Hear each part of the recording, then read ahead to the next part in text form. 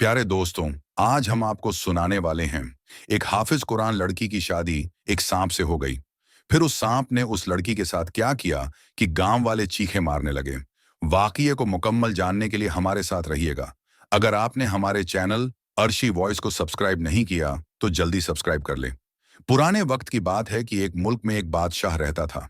वह बादशाह बहुत ही नेक और रहमदिल का मालिक था। इसके पास किसी चीज की कमी नहीं थी। इसके पास बहुत सारे बंगले और गाड़ियां और बहुत ज्यादा माल दौलत था। इसी वजह से इस इलाके में हुकूमत करता था। बस इसके पास एक औलाद की कमी थी। इसने औलाद की वजह से 3 शादियां की, मगर इसकी तीनों बीवियों में से कोई औलाद ना हुई। वह सोचता था कि मेरे मरने के बाद मेरे दुश्मन मेरी बीवियों के साथ और मेरी जायदाद के साथ आखिर क्या सलूक करेंगे, और मेरे इलाके की हुकूमत कौन संभालेगा। यह सब वह सोचता तो बहुत ज्यादा परेशान हो जाता। इसके इलाके का बच्चा बच्चा जानता था कि वह बादशाह अपनी औलाद के लिए बहुत ज्यादा तड़पता है। वह फकीर और दरवेश के पास भी जाता, बड़े बड़े बुजुर्गों के दरबार पर जाकर चादर चढ़ाता, मस्जिदों में झाड़ू पहुंचा करता, खुद अपने हाथों से सब कुछ करता था। मगर कहीं से भी इसके दिल की कली ना खिली। इस इलाके में बहुत ही चालाक और मशहूर जादूगर रहता था, जो बहुत ही गरीब था। इसे एक तरकीब सूझी। वह नए कपड़े पहनकर बादशाह की खिदमत में हाजिर हुआ और कहने लगा कि देखिए सरकार, मैंने अपने जादू के इल्म से पता लगाया है कि अगर आप 18 साल की लड़की से शादी करेंगे तो इसके वतन से जरूर आपको औलाद होगी। बादशाह ने जादूगर से पूछा कि आखिर वह लड़की कौन है और कहाँ रहती है। जादूगर ने बताया कि साथ वाले इलाके में बेवा बुढ़िया रहती है। इसकी एक ही बेटी है और वह बहुत ही खूबसूरत और हसीन और जमील है और बहुत ही होशियार है। वह कहने लगा कि जहां मैंने 3 शादियां की हैं तो एक और कर लेता हूं। मेरे पास कौन सा पैसे की कमी है, बस कमी है तो एक औलाद की है। हो सकता है जादूगर की बात सच हो जाए और मेरी जायदाद का कोई वारस मिल जाए। फिर इस बादशाह ने इस जादूगर को एक मोतियों की माला दी और कहने लगा कि अगर मेरी चौथी बीवी से मुझे अल्लाह ने औलाद की नेमत से नवाजा तो मैं तुम्हें माला माल कर दूंगा, और अगर यह सब कुछ झूठ हुआ तो मैं तुम्हारी खाल उतार कर चील और कौं को खिला दूंगा। जादूगर कहने लगा कि सरकार, मेरी जान तो आपके लिए हर वक्त हाजिर है, लेकिन आप मुझ पर यकीन रखें, मेरी पेश गोई कभी किसी ने आज तक गलत साबित नहीं की। आप एक बार इस बुढ़िया की बेटी से शादी करके मेरी बात को आजमा लीजिए। इस जादूगर नेमत ने यह सारी बातें बादशाह को बेवकूफ बनाने के लिए कही थी, क्योंकि जादूगर तो बहुत गरीब और बुरे हालातों का मारा हुआ था। इसको अपनी जरूरत पूरी करने के लिए पैसों की जरूरत थी, क्योंकि इस जादूगर की वह बुढ़िया बहन थी। वह बहुत ही गरीब थी। इसकी एक ही बेटी थी जो कि बहुत ही खूबसूरत थी। इसने सोचा क्यों ना मैं अपनी भांजी की शादी बादशाह से करवा दूं और इसकी जायदाद का मालिक बना दूं, और फिर इससे मुझे भी रकम मिलती रहेगी। फिर इस जादूगर ने थोड़े दिन बाद बादशाह की शादी अपनी भांजी से करवा दी थी। फिर इस बादशाह ने अपनी बीवी को वह इज्जत बख्शी जो इनके ख्वाबो ख्याल में भी नहीं थी। बादशाह की चौथी बीवी का नाम नीलम था। इसको अपने जादूगर मामा की चालबाजियां का सब इल्म था, इसलिए नीलम ने भी अमीर शौहर को मालूम ना होने दिया कि वह जादूगर की भांजी है। एक गरीब घर की लड़की थी। इसने कच्चे घर में अपनी परवरिश पाई थी, इसलिए इसे अपने शौहर के मर के महल को देखने का बहुत शौक था। वह रोज अपने बादशाह शौहर का एक एक महल देखा करती थी। जब इसने सारे महल देख लिए, इसके शौहर ने अपनी बीवी से कहा कि मेरा एक ऐसा महल है जो आबादी से दूर है, तुमने अभी तक नहीं देखा। वह मेरे बाप दादाओं ने बनाया था। वह बहुत पुराना है, इसको देखने के लिए। एकदम से वह मचलने लगी। बादशाह कहने लगा कि इस महल में सुबह ले जाऊंगा मैं तुम्हें। जब सुबह हुई, वह बादशाह अपनी बीवी नीलम को पुराने महल लेकर गया। वह महल देखने में बहुत पुराना लग रहा था। महल में बहुत बड़े और पुराने दरख्त भी मौजूद थे। इस महल के कमरे में तिलावत की आवाज आ रही थी। जब नीलम ने अपने शौहर से पूछा कि इस कमरे में कौन तिलावत कर रहा है, तो वह बादशाह अपनी बीवी को इसी कमरे में लेकर गया, जिसमें एक अल्लाह वाले बुजुर्ग जो कि बहुत ही नेक थे, वह तिलावत कर रहे थे। इस पूरे महल में वह अल्लाह वाले बुजुर्ग अकेले रहते थे। वह दिन रात अपने अल्लाह की इबादत में मसरूफ रहते थे। वह अल्लाह वाले बुजुर्ग दिन को चहलकदमी के लिए इन पुराने दरख्तों के पास आते और इनके नीचे बैठकर दिन को अल्लाह की इबादत करते। दरख्त देखने में बहुत ही अजीब नजर आते थे। नीलम अपने शौहर से कहने लग कि यह दरख्त देखने में बहुत ही अजीब नजर आते हैं। क्या इन बुजुर्ग को इन दरख्तों से खौफ नहीं आता? वह बादशाह कहने लगा कि वह अल्लाह की इबादत में मसरूफ रहते हैं, जो अल्लाह की इबादत करते हैं। इनको किसी चीज का खौफ महसूस नहीं होता। इन अल्लाह वाले बुजुर्ग का कहना है कि इन दरख्तों के नीचे सांपों की एक बस्ती है। कई सांप ऐसे हैं जो अल्लाह वाले बुजुर्ग से बातें करते हैं और इंसानी शक्ल इख्तियार करते हैं। नीलम यह बातें सुनकर थोड़ा डर गई थी। फिर इसके बाद वह अपने घर वापस आ गई। नीलम की मदद से इसका जादूगर मामू और इसकी बुढ़िया माँ, जो सदियों से गरीबी की जिंदगी जी रहे थे, अब खूब मजे ले रहे थे। इनकी हर रात शबे बारात और दिन ईद की तरह गुजरने लगे थे। इसी तरह करते करते नीलम की शादी को 2 साल हो गए, मगर इससे भी इस बादशाह को औलाद ना हुई, तो वह बादशाह बहुत मायूस हुआ। फिर एक दिन बादशाह ने गुस्से में आकर इस जादूगर को अपने महल में बुलवाया और कहने लगा कि तुम एक झूठे जादूगर हो। तुम्हारी पेशन गोई भी झूठी साबित हुई, लिहाजा अब तुम सजा के लिए तैयार हो जाओ। वह जादूगर कहने लगा कि सरकार मेरा सर कटकर आपके कदमों में हाजिर हो, तो इससे बड़ी खुशी की बात और क्या होगी। लेकिन आप मेरी बात का यकीन करें, मैंने कोई गलत बयानी नहीं की थी। आपके खानदान का वारिस, आपका चश्म चिराग इसी साल जरूर होगा। ने एक बार फिर से खुश होकर इस जादूगर को मोतियों का हार दिया।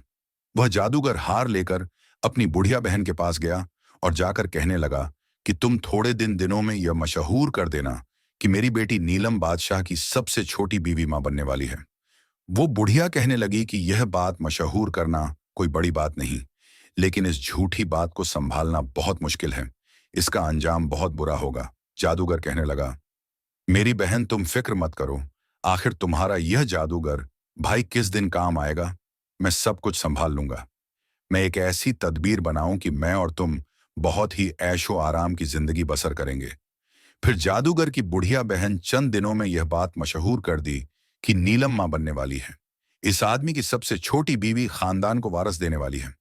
बादशाह ने खुश होकर गरीब और मिस्कीन में बहुत सी चीजें तकसीम की और बादशाह ने जादूगर को भी अपने पास बुलाकर बहुत सारे इनाम दिए। जादूगर बादशाह से कहने लगा कि सरकार, मुझे आपको एक बात बतानी है। मुझे अपने जादू से यह बात पता चली है कि आपके यहाँ एक खूबसूरत शहजादे की तरह बेटा पैदा होगा। इसकी पैदाइश के 19 साल आप पर बहुत सख्त गुजरेंगे। वो बादशाह कहने लगा कि मुझे तुम्हारी बात का मतलब समझ नहीं आया। जादूगर कहने लगा, आपके खानदान के चश्म चौराह को अगर इसकी माँ और नानी के अलावा किसी और ने देखा, तो आपका शहजादा बेटा बुद्ध बन जाएगा या फिर वह मर जाएगा। बादशाह का खिला हुआ चेहरा एकदम से मुरझा गया। बादशाह की आवाज तो एकदम दब कर रह गई थी। वह यह सुनकर बहुत परेशान हो गया।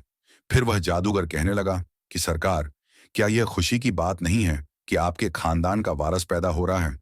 अगर आप इसको ना देखेंगे तो इसमें कोई बड़ी बात नहीं। जब वह 19 साल का हो जाएगा तो आप इनकी शादी कर दें, लेकिन आप इसकी बारात पर शरीक ना होना। जब वह शादी करके अपनी दुल्हन को लेकर घर में आ जाए, तो आप अपने बेटे और बहू की सूरत एक साथ देख लीजिएगा। इस जादूगर की यह सारी बातें सुनकर बादशाह ने आह भरी और कहने लगा कि अल्लाह ताला ने पहले तो मुझे कई सालों तक औलाद की यद से महरूम रखा, और जब औलाद की खुशी मिली तो इतनी सख्त पाबंदी लगा दी। दिन रात बेचैनी बेकरारी में गुजरते रहे। फिर बादशाह ने अपने नौकरों को हुक्म दिया कि आबादी से दूर एक खूबसूरत आलीशान महल तैयार करवाया जाए और इस महल के चारों तरफ एक बहुत ही खूबसूरत बाग बना दिया जाए, ताकि इनके वारिस की परवरिश अच्छे से हो सके। थोड़े ही दिनों में एक खूबसूरत महल बनकर तैयार हो गया। जब बच्चा पैदा होने के दिन करीब आए, तो बादशाह की बीवी नीलम को इस महल में पहुंचा दिया गया और नीलम की देखभाल के लिए, इसकी हिफाजत के लिए इसकी बूढ़ी मां को मुकर्रर कर दिया गया, ताकि किसी गैर औरत की नजर बच्चे पर ना पड़ सके। जब दिन पूरे हो गए तो जादूगर की बहन ने अपने भाई से मशवरा किया। इन दोनों बहन भाइयों ने मिलकर एक नौकर के जरिए बादशाह को बेटा पैदा होने की इत्तला दी। इस बादशाह की खुशी की इंतहा ना रही। इसने अपने इक्के में बहुत सी मिठाइयां बांटी गईं। हर घर में जश्न मनाया जाए, इस मुल्क के हर इलाके का हर आदमी बहुत खुश था। बादशाह ने अपने इलाके में बहुत सी मिठाइयां तकसीम की, खेल तमाशे किए गए और इन अल्लाह वाले को बुलाकर अपने बेटे की उम्र दराज के लिए बहुत सी दुआएं की गई। कई दिनों तक मिस्कीन गरीबों को खाना खिलाया गया। बहुत सारे लोगों की जरूरतें पूरी की गई। कैदियों को रिहा कर दिया गया और ओहदेदारों के ओहदे बढ़ाकर मजीद तरक्की बढ़ा दी गई। नजूमी यह सब देखकर अपनी चालबाजी और चालाकी पर बड़ा फख्र महसूस कर रहा था कि मैंने कितनी आसानी से इस मुल्क के बादशाह को बेवकूफ बना दिया। फिर अपनी बहन और भांजी से कहने लगा कि तुम लोग साल तक खूब ऐशो इशरत की जिंदगी गुजारो। इसके बाद अगर यह बादशाह जिंदा रहा, फिर मैं कोई नई चाल चलूंगा जादूगर। वैसे तो अपनी भांजी नीलम से कुछ ना कुछ ले लिया करता था। अगर इसको कुछ खास चीज की जरूरत होती तो नीलम से कहकर इस बादशाह से मंगवा लेता। इसी तरह अपनी मुसीबतों से अब तक आजाद हो चुका था। नीलम और उसकी बूढ़ी माँ दोनों बादशाह से कभी कभार इसके महल में मिलने चली जाया करती थीं और इसको इसके बेटे असद के सारे किस्से और जहान की बातें बताया करती थीं। इसकी खूबसूरती का हाल भी बड़ी खुश होकर बताया करती थी। बादशाह इनकी बातें सुनकर अपने बेटे के बारे में सोचता, फिर ठंडे ठंडे सांस लेने लगता। लेकिन वो मजबूर था अपने बेटे असद को देख नहीं सकता था। नेमत नजूम के बताए हुए 19 साल पूरे होने को आए थे। बादशाह को अपने बेटे की शादी की फिक्र होने लगी। बादशाह ने इस जादूगर से अपने बेटे की शादी का पूछा तो कहने लगा कि सरकार शादी किसी भी लड़की से अपने बेटे की कर सकते हैं, इसमें कोई पाबंदी नहीं। फिर इस आदमी ने सोचा, क्यों ना मैं अपने पुराने महल जाकर अल्लाह वाले बुजुर्ग से कोई मशवरा तलब करूं। फिर इस बादशाह ने सोचा, क्यों ना मैं अपने पुराने महल जाकर अल्लाह वाले बुजुर्ग से कोई मशवरा तलब करूं। वो आयशा अपने 2 नौकरों को लेकर अपने पुराने महल में इन अल्लाह वाले बुजुर्ग के पास जाकर बैठ गया और इस वक्त अल्लाह वाले बुजुर्ग एक पुराने दरख्त के नीचे बैठकर इबादत कर रहे थे। वह पूछने लगा, आप तो दिन रात अल्लाह की इबादत करते हैं, क्या आप मेरे बेटे असद के लिए किसी अच्छी लड़की का इंतखाब कर सकते हैं ताकि मैं इस लड़की से अपने बेटे की शादी कर सकूं। अल्लाह वाले बुजुर्ग बादशाह की बातें सुनकर पहले तो काफी देर खामोश रहे। इसके बाद वह अल्लाह वाले कहने लगे, आपको तो अपने बेटे की ही खबर नहीं, तो आपको मैं कैसे बता सकता हूं कि आप अपने बेटे की शादी किस लड़की से करें। वह बादशाह कहने लगा, आप फिक्र ना करें, मेरा बेटा अब जल्द ही सबके सामने आ जाएगा। फिर अल्लाह वाले बुजुर्ग कुछ सोचने के बाद इस आदमी को कहने लगे, आप अपने बेटे की शादी किसी ऐसी लड़की से करिएगा जो कि हाफिज कुरान हो, नेक हो, 5 वक्त की नमाजी, परहेज गाढ़ हो। जब वह बादशाह चला गया तो इस दरख्त के पीछे एक काला सांप रखता हुआ आया। वह बादशाह और इन अल्लाह वाले की बातें बहुत ही गर्व से सुन रहा था। इस बादशाह के बहुत सारे ताल्लुकात थे, बड़े बड़े आदमियों के साथ इनका रहन सहन था, मगर वह किसी गरीब हाफिज कुरान लड़की की तलाश में था। रकार इस बादशाह ने एक हाफिज कुरान लड़की को तलाश कर लिया जो एक बेवा औरत की बेटी थी। इसके साथ अपने बेटे का रिश्ता तय कर लिया और शादी की तारीख इस वक्त मुंह तक मुकर्रर की गई जब तक बादशाह के बेटे की बारात इस हाफ कुरान लड़की के दरवाजे पर पहुंच जाए। असद को देखने की इजाजत किसी को भी नहीं थी, इसलिए इसकी माँ और नानी दोनों ही इसको दूल्हा बना रही थीं। बादशाह के महल में बारात जाने की तैयारियां हो रही थीं। जादूगर की बुढ़िया बहन अपने भाई से कहने लगी कि बारात जाने का वक्त हो गया है, अब हम लोग दूल्हा कहां से पैदा करें। जादूगर कहने लगा कि मेरी प्यारी बहना, तुमने कई साल इस महल में रहकर ऐशो इशरत की जिंदगी बसर की है, मजे भी किए हैं। अब तुम इस मुसीबत को भी झेल लो, मैं तो कहीं खामोशी से फरार हो जाऊंगा। ये सुनकर तो बुढ़िया के पांव तले से जमीन निकल गई, इसके औसा खता हो गए। वह कहने लगी कि हाय हाय बादशाह, हमारी बोटियां करके चीलो और कौवों को खिला देगा। अरे जालम, तू हमें जहन्नम में देखल रहा है, क्या तुम्हें शर्म नहीं आती। जादूगर कहने लगा कि देखो बहना, ये भाई ने तुम्हें इतनी देर तक जन्नत में भी तो रखा हुआ था, इसका सिला मुझे यह दे रही हो। इस पर बहन कहने लगी, याद रखने मत, अगर तुमने हमें इस हाल में छोड़ा तो तेरी बख्श कभी नहीं होगी। तू हमें बीच जंगल में शेरों के पास छोड़कर जा रहा है। भाश की बीवी नीलम भी इन दोनों की बात सुन रही थी। फिर वह दोनों माँ बेटी एक दूसरे से लिपटकर बहुत ज्यादा रोने लगी। जादूगर नीमत इन दोनों को देकर कभी हंसता तो कभी गुनगुना रहा था।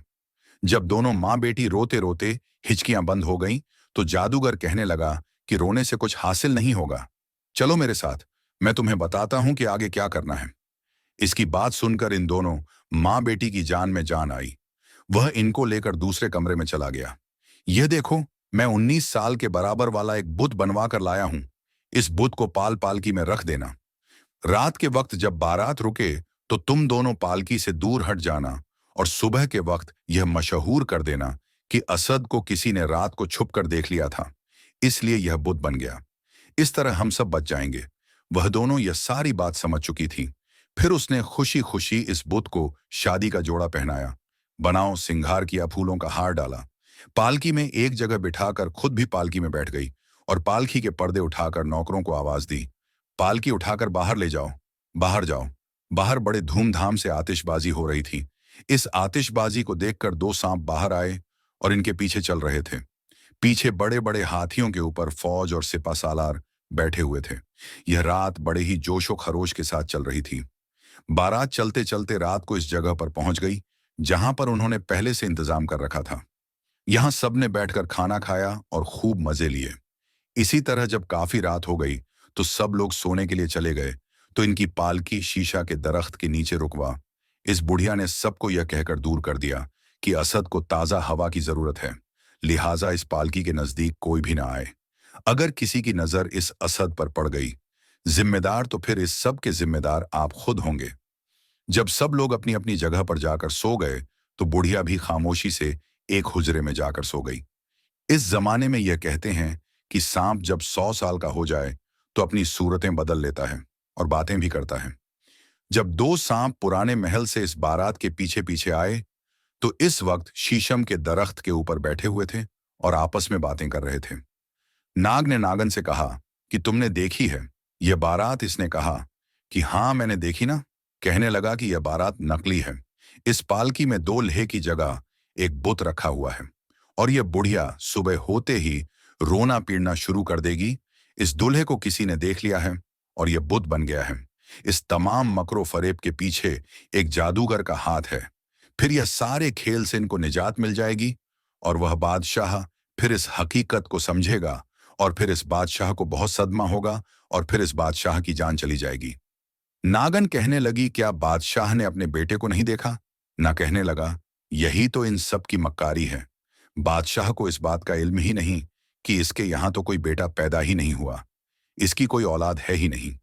फिर इस नागन को इस बादशाह पर बहुत ज्यादा तस आया। वो नाग नागन भी कई सालों तक इसके पुराने महल में रहते थे। नागन कहने लगी, इन मक्कार लोगों का तो कुछ नहीं किया जा सकता, उस बादशाह की जान मुफ्त में चली जाएगी। नाग थोड़ी देर सोचने के बाद बोला, इस आदमी की जान बच सकती है अगर मैं 19 साल का लड़का बनकर इसकी पालकी में बैठ जाऊं। नागन कहने लगी कि बुढ़िया जब तुम्हें देखेगी तो असद कैसे? तो ना कहने लगा, तो वो तो पहले ही बहुत सारी मक्कार फैला रही हैं। जब वह एक जिंदा लड़के को देखेगी तो हैरान हो जाएगी। अगर वह कहेगी कि तुम कौन हो तो मैं कह दूंगा कि अगर तुम सच्ची हो तो असल वाले असद को पैदा करो, बताओ कि कहाँ है? नागन कहने लगी, वो तो सब ठीक है मगर तुम इसके बाद क्या करोगे? कहने लगा कि मैं दूल्हा बनकर इस बादशाह की बहू को ले जाऊंगा, फिर किसी भी तरीके से 1 हफ्ते के बाद तुम्हारे पास आ जाऊंगा। नागन नागन को बादशाह रती तो हो गई मगर वह कहने लगी कि मैं तुम्हें सिर्फ एक शर्त पर जाने दूंगी कि तुम 1 हफ्ते तक मेरे पास वापस आ जाओगी। नाग ने कहा कि हाँ मैं जरूर आऊंगा। फिर इस नाग ने अपना चेहरा बदला। वो एक 19 साल का खूबसूरत लड़का बनकर पालकी में बैठ गया। इस बुत को झाड़ों में फेंक दिया। बुढ़िया सुबह होते ही अपने हुजरे से निकलकर अपनी मक्कारी खेलने वाली थी। इसने पालकी का पर्दा उठाया तो सामने बुत की जगह एक जिंदा खूबसूरत लड़का नजर आया। इसको देखकर एकदम से हैरान रह गई और कहने लगी कि तुम कौन हो? नाग मुस्कुराकर कहने लगा, क्या तुम मुझे नहीं जानती? मैं इस बारात का दुल्हा हूं। मैं इसे क्या गर्ज कि तुम बगैर दुल्हा के बारात लेकर जा रही थी। अब तुम अल्लाह का शुक्र अदा करो कि तुम्हें एक जिंदा सही और सलामत दुल्हा मिल गया। फिर कुछ सोचने के बाद बुढ़िया कहने लगी कि चलो मेरी बात बनी रहेगी, इसी को दला बनाकर ले जाती हूं। फिर बारात इस गरीब लड़की हाफिज कुरान के दरवाजे पर पहुंची। एक दिन बारात को मेहमान बनाया गया, दूसरे दिन फिर निकाह पढ़ाया गया। इस बेवा औरत ने अपनी हैसियत के मुताबिक अपनी बेटी को कुछ कपड़े और तोहफे दिए और इसी शान शौकत के साथ बारात वापस चली गई। ये 19 साल इस बादशाह ने कैसे गुजारे थे, यह सिर्फ वही जानता था। इस 19 साल के इंतजार में आज का दिन इसके लिए बहुत ही बेकरारी का दिन था। वह बहुत बेसब्र बरी से बारात का इंतजार कर रहा था। खुदा खुदा करके बारात महल के दरवाजे पर पहुंची। इसने पालकी का पर्दा उठाया और अपने बेटे को गले से लगा लिया। इसका माथा चूमता रहा, इसका मुंह चूमता रहा, फिर इसका मुंह अपने हाथों में लेकर काफी देर तक इसे देखता रहा। इसका दिल खुशी से उछल रहा था। इसका दिल चाह रहा था कि वह अपने बेटे को एक पल के लिए भी अपने से दूर ना करें। इस बादशाह ने अपने बेटे और बहू की खुशी में बहुत सारा जश्न मनाया और इनके लिए हर यत पेश की गई। इसने अपने महल को इस कदर सजाया कि देखने वाला देखता रह जाता। इस बादशाह ने अपनी बहू और बेटे के लिए बहुत सारे नौकर और करीज मुकर्रर करवा दी गई। जब नाग ने इंसानों की दुनिया में ये इतना ऐश और आराम देखा तो अपनी पहले की जिंदगी को भूल बैठा था। जब इसको अपनी नागन का ख्याल आता तो फिर यह सोचकर झटक देता कि वह किसी ना किसी तरीके से अपने दिन गुजार ही लेगी। दूसरी तरफ नागन अपने नाग का इंतजार करते करते थक गई। इसने इरादा किया कि वो अपने नाग की तलाश में जाएगी और इसे वादा याद दिलाएगी और अपने साथ वापस लेकर आएगी। फिर इसने अपने कुंभे के तमाम नागों और नागन को जमा किया और इन्हें नाग कहा कर बोली, मैं अपने नाग की तलाश में जा रही हूं। तुम सब मुझे इजाजत दो इंसानों की दुनिया में जाने के लिए। वह अपने कुंभे से रुखसत लेकर इसकी तलाश में निकल पड़ी। आखिरकार नाग के महल में पहुंच गई। नागन दिन भर महल के बाग में छुपी रही और रात होते ही दरवाजे पर चली गई। लेकिन महल में जाने के तमाम रास्ते बंद नजर आ रहे थे। वह बहुत परेशान हुई, लेकिन कोई सूरत ऐसी नजर ना आई कि वह अंदर चली जाती।